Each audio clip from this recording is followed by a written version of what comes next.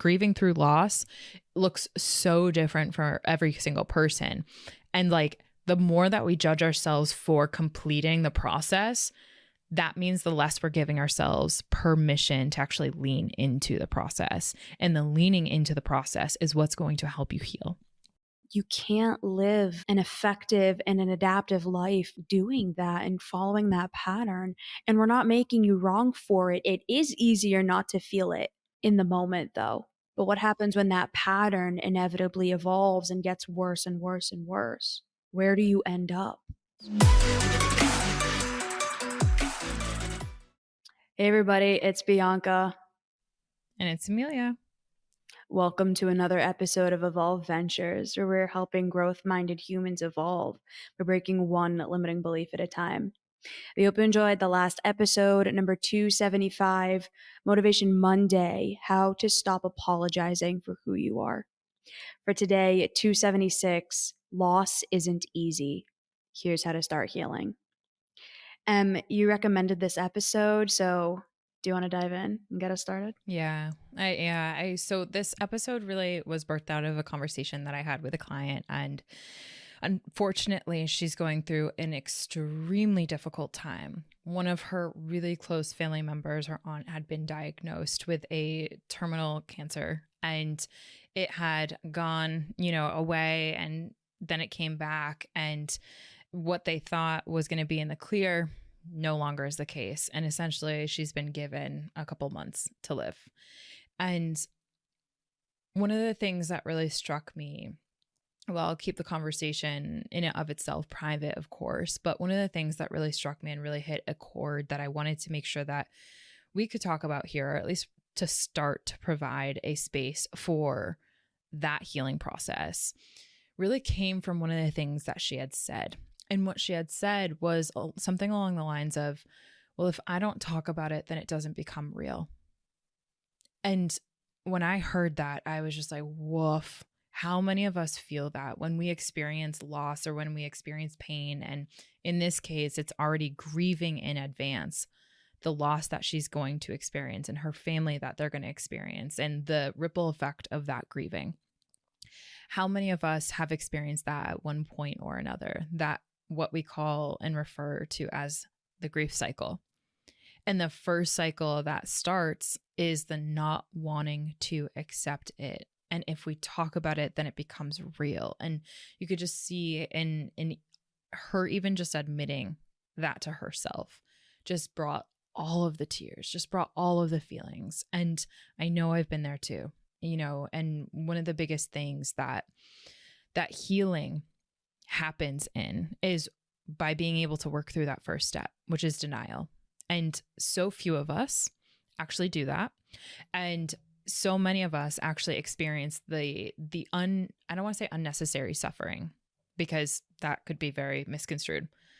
But when it comes to loss, when it comes to death, when it comes to any type of loss that we experience, and it's not easy, there is a really important part of that is important to work through for healing, because healing only happens if you're willing to do that. And you can't do that. You're not letting yourself do that if you don't admit to yourself that it is in fact happening first.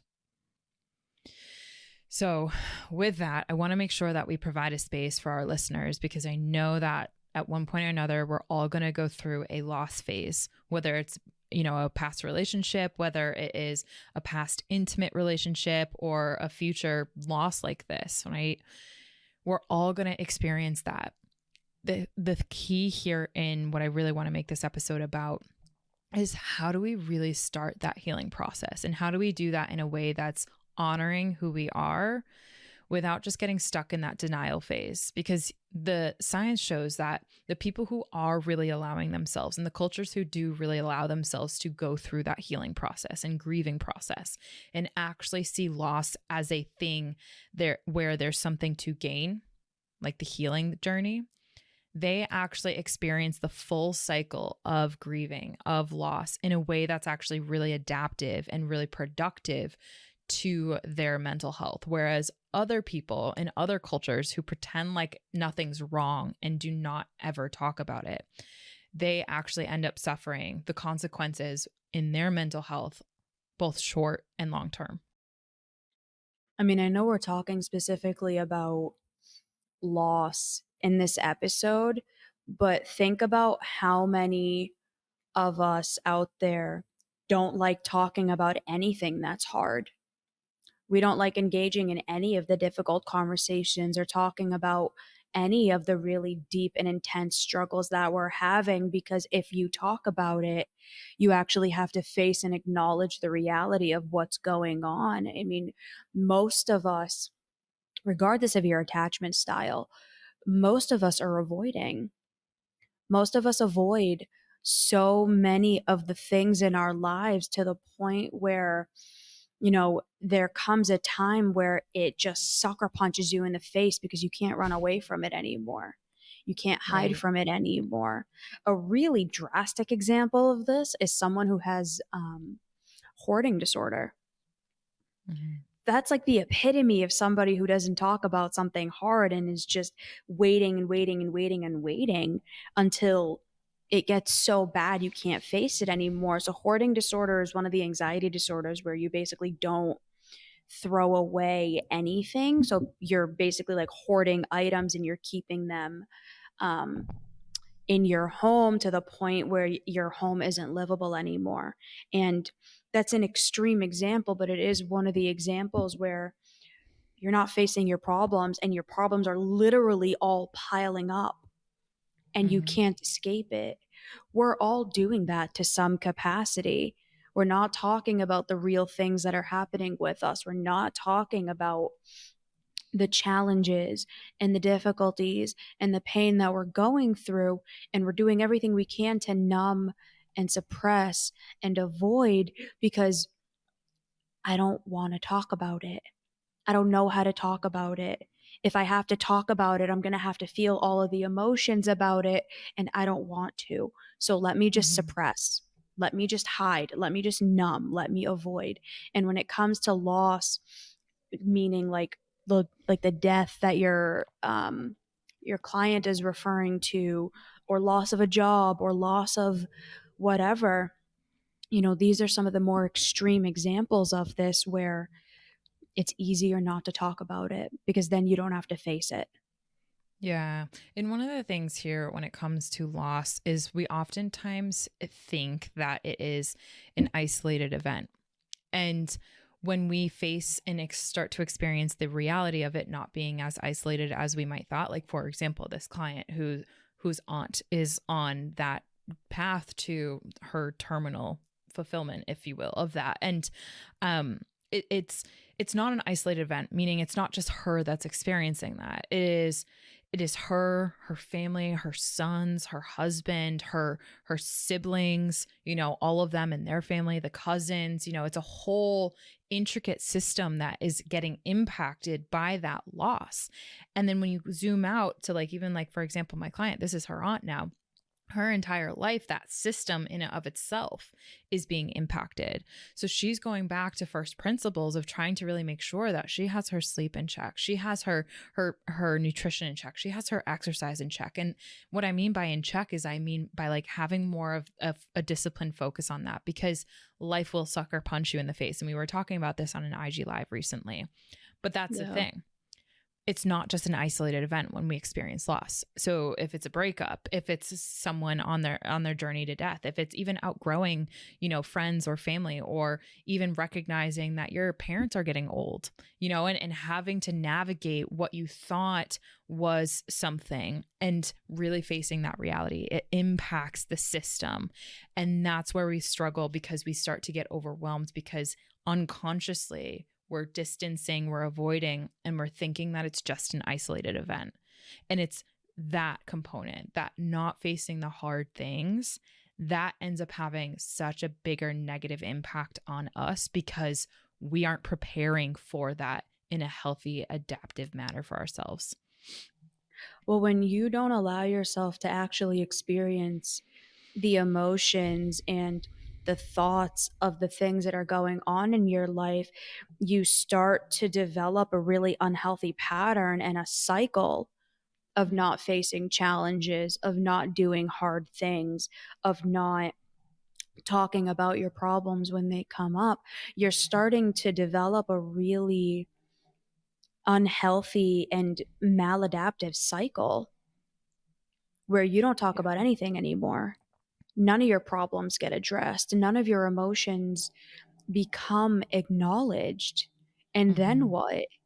Then you're constantly in this pressure cooker of, oh my God, all of my feelings are there and they're so overwhelming, but I can't face them. I can't deal with them. I can't handle this. So you don't until they come and hit you again later. So you Yeah. start developing this pattern of not facing your problems, not facing your emotions, not dealing with things. You can't live an effective and an adaptive life doing that and following that pattern. And we're not making you wrong for it. It is easier not to feel it in the moment, though. But Yeah. what happens when that pattern inevitably evolves and gets worse and worse and worse? Mm-hmm. Where do you end up? Yeah, and one of the things that I know that our community, the Evolve community, struggles with, that we've talked about, and we're going to continue to help them with, and ourselves included. We're going to learn all of the lessons together. We're going to go through this journey together, and it's a constant evolving process. What you think might have been challenging back when you're 17, right? It's a totally different game when you're 24, when you're 34, when you're Mm-hmm. 45. So it's a constant learning cycle. And one of the things that is really beautiful about this is when you start to understand yourself. So, like, for example, I have another client that I'm thinking of in mind that's connected to this topic. Why is she not necessarily initiating that healing cycle where she is kind of losing the loss that she's experiencing? Is her worldview, the view of the world looks very different now that she's in reality. She's quote unquote grown up. She has a big girl job, like all that stuff looks a lot different than the fairy tale paintings that were described to her when she was coming up, not having to work and the fairy tale movies that she was watching. So her reality, the loss that she's experiencing, is ultimately the naivety that she has of what the world actually is, right? And we've all kind of gone through that cycle. So loss can look different. But here's the thing. When we can understand that there's also another component to loss and struggling to heal, not only is it the accepting and facing the hard truths of the reality, which is where acceptance and commitment therapy really comes in, such as a beautiful blessing to us all.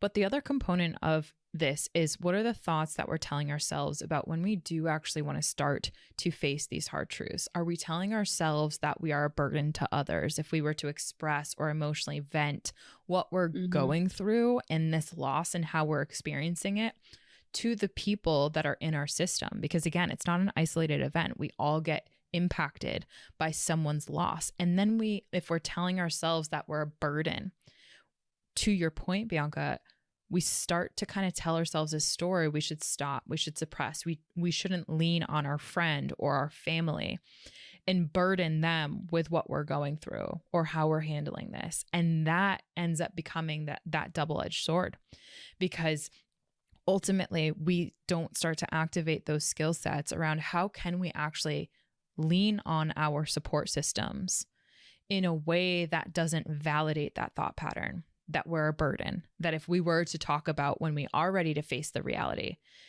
it's not going to burden them because they already have stuff going on. Well, think about why that ends up happening. None of us were allowed to actually experience emotion that was anything other than happy growing up.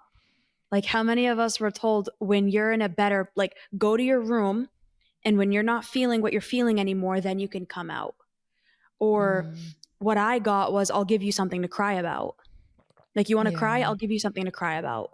Like, right. how many of us were brainwashed with this kind of verbiage that don't make waves, don't let anyone see that you're struggling. It's better to be the helper than the one who needs help. Yeah. Like, I love my mom to death. My mom was always the first person to go jump in and help whenever anybody needed it. Like whenever Right. anyone was struggling, whenever anyone had a hard time, she was always the first person to go and offer support.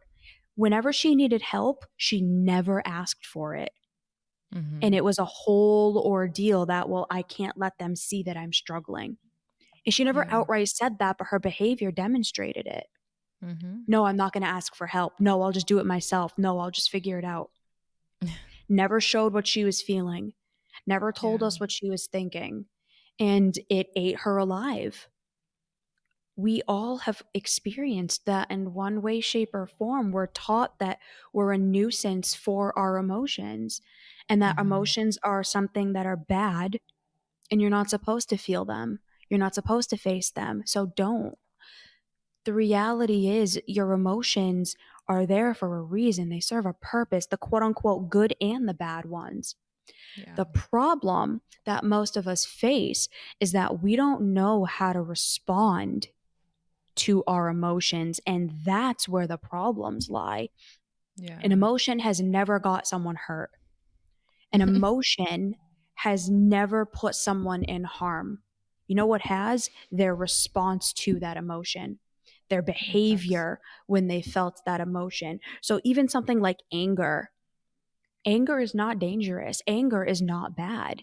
It's what do you do when you feel angry?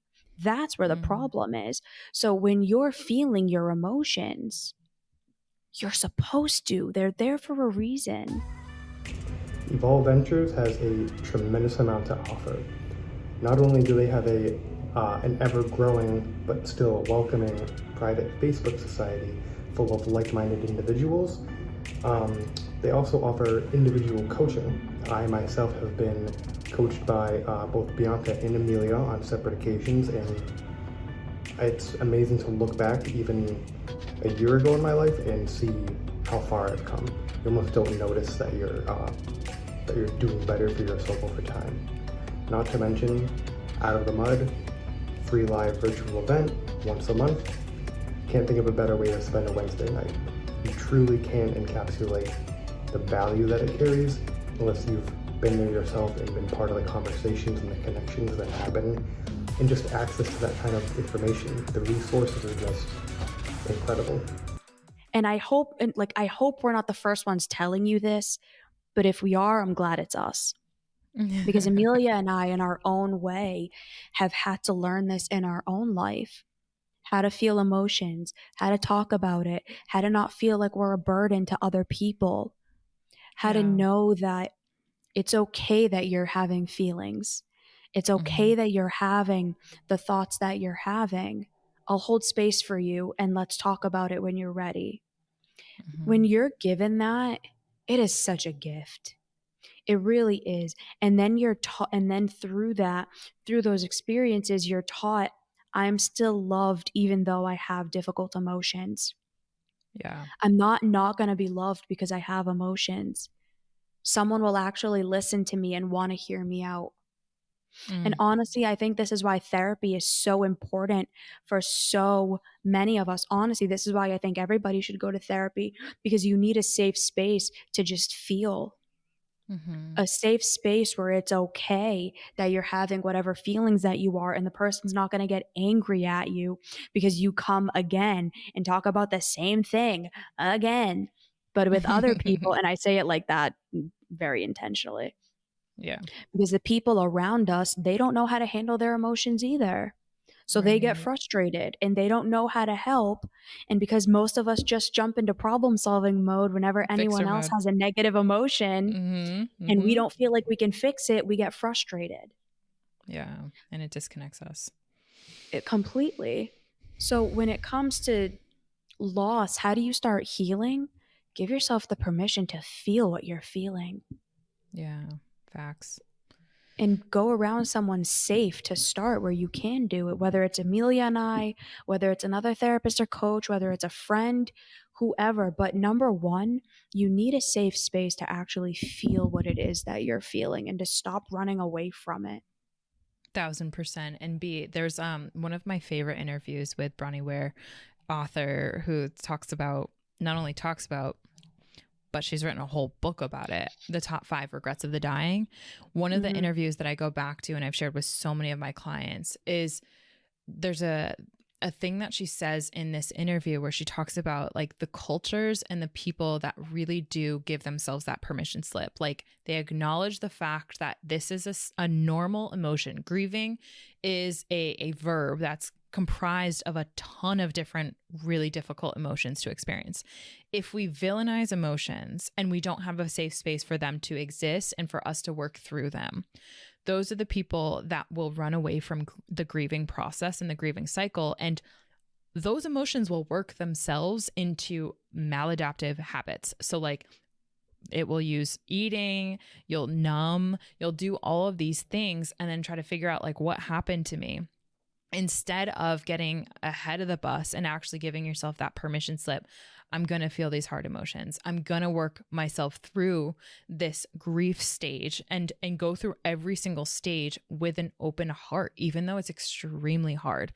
And Bronnie Ware talks about like just the wild difference of people that do that, as opposed to, like I said at the very beginning, the people that just don't. And honestly, that's where I hope that this introduction really helps to, number one, give that permission slip to our listeners. Number two, create that safe space to just have that be okay, whatever they are going through. And then number three, kind of just do a little bit of education around like, what does that actually look like? So there's 5 steps of grief that I just want to share. And we're not going to get into them because I know we know them emotionally. My ask for every single one of our listeners is think about your own experience with loss and think about where you struggled to give yourself the permission slip to feel, just like you said, Bea. And then ask yourself, like, where did you get hung up of these 5 steps of grief and loss? Because likely that's the one where you didn't grow up feeling safe to actually be in. And as you continue to experience loss in your life, this is where the biggest growth opportunity is for you.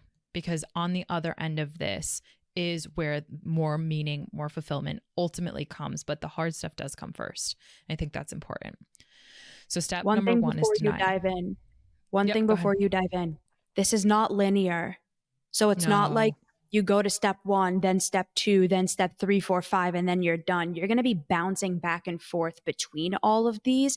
And that's really what the cycle looks like. It's just like growth or any sort of progress. It's not a straight shot.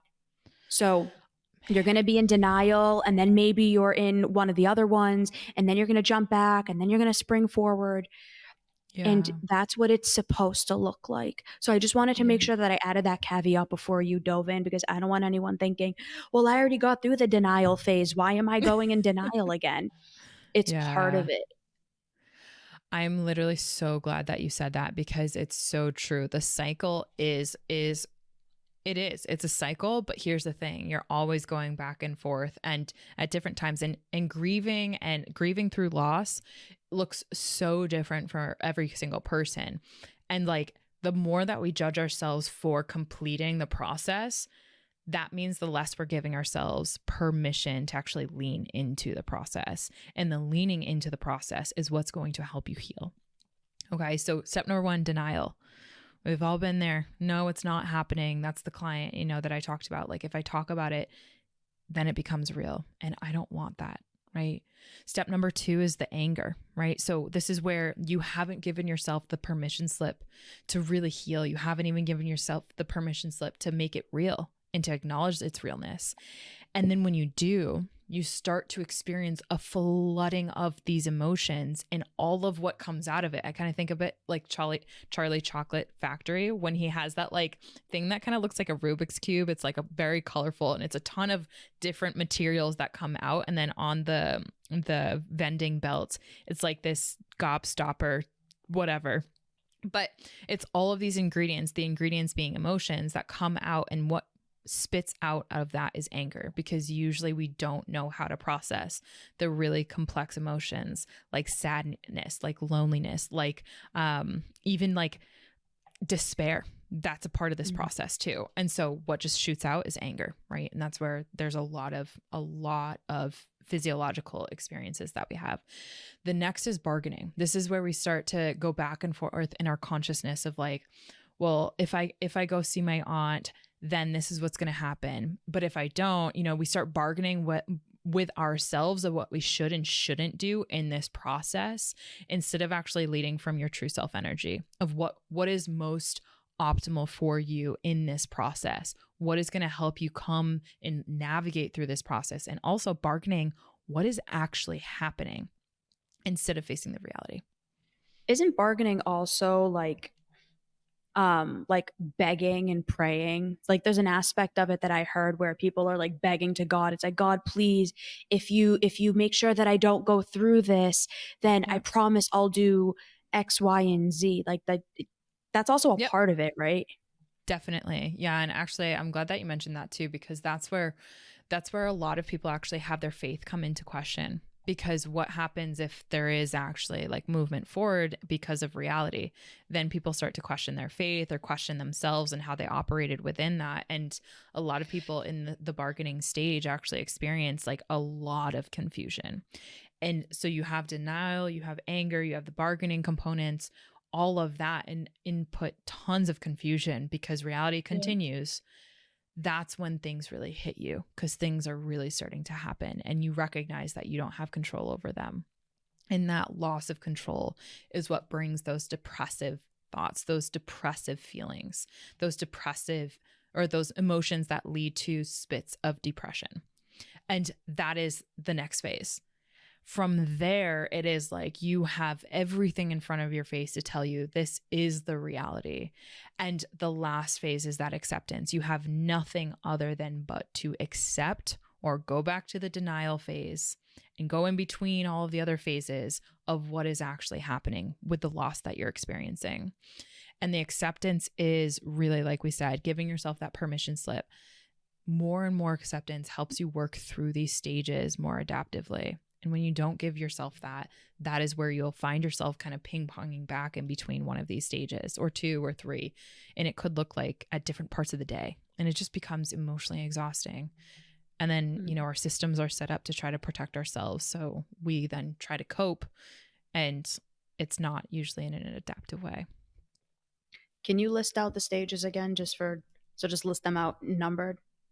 Yep. So number 1 is denial. Number 2 is anger. Number 3 is bargaining. Number 4 is depression. And number 5 is acceptance.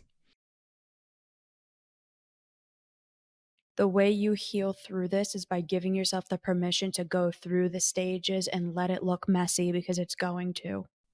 Yeah. Oh, yeah. To feel your emotions, because it is going to be messy. And get the help of other people. I've said this in so many episodes. People want to help.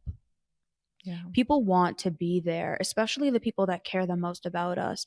They might not know how to, but they want to be there. So let them. And if you don't have people close to you that you feel safe enough doing this with, then get a coach or get a therapist. Because trying to go through this alone, it prolongs the experience. It prolongs the suffering. And it doesn't have to. Facts.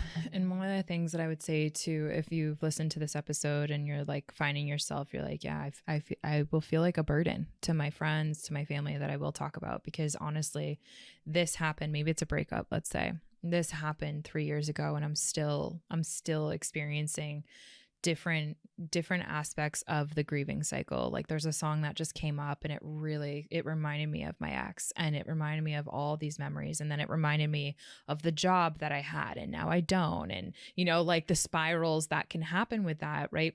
You might feel like if you were to talk about it again with a friend or a family member, it might be like, really, like you should get over that by now, like you should be over that by now, right? That might be what you might feel. I'm going to give y'all a little tip. There's a beautiful type of communication that we all have at our fingertips, which is a question that comes when you start to engage with a friend. So if I were to call up Bianca and I had something weighing really heavy on my heart, and I just needed to talk about it with someone, because I know that that's what helps me grieve. That's what helps me work through this healing process. The one simple communication tool that we all have is asking the question, do you have space for this?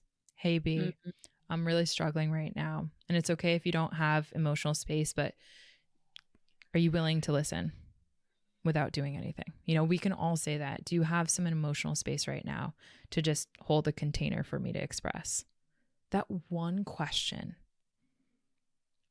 one small question like that can release so much of the pressure valve that we experience when we might feel guilty, when we might feel shame, when we might feel whatever we feel around this and processing through it. And it's better to ask the question than to just let us be in our heads about it, and deny ourselves from the opportunity, from really just being heard, expressing, connecting with someone who can hold that space. Well said. Episode suggestion? So my episode suggestion for this episode, anyone that enjoyed this episode or, felt like this resonated with you, actually is 268. This fear is holding you back. And that fear is vulnerability, because I think vulnerability is actually required to go through this process in an adaptive way. You? Mine is 270, why we engage in self-harm. And the reason I'm suggesting this episode is because, number one, I have a feeling a lot of people are going to avoid this episode because they don't think it relates to them. It relates to you. It does, more than you probably want to believe. What we talk about in that episode is how self-harm is not what we typically think it is. And in all honesty, most of us are engaging in self-harm, especially when you're going through a massive transition period or a huge period of loss. You're probably engaging in more self-harming behaviors than you think. So mine is 270. Nice. If going through the loss phase, through the stages of change, if you're going through a really hard time right now, please reach out.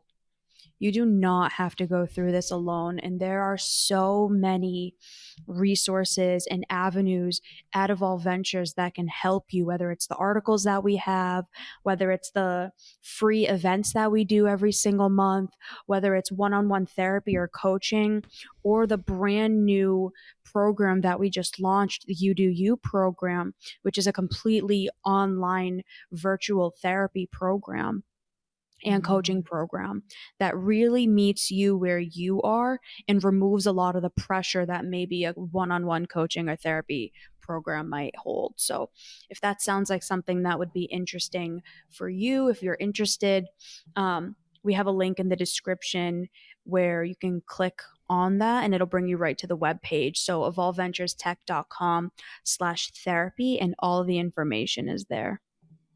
All right, everybody. Have a beautiful rest of your week, and we'll see you next time. Bye. Bye, everyone.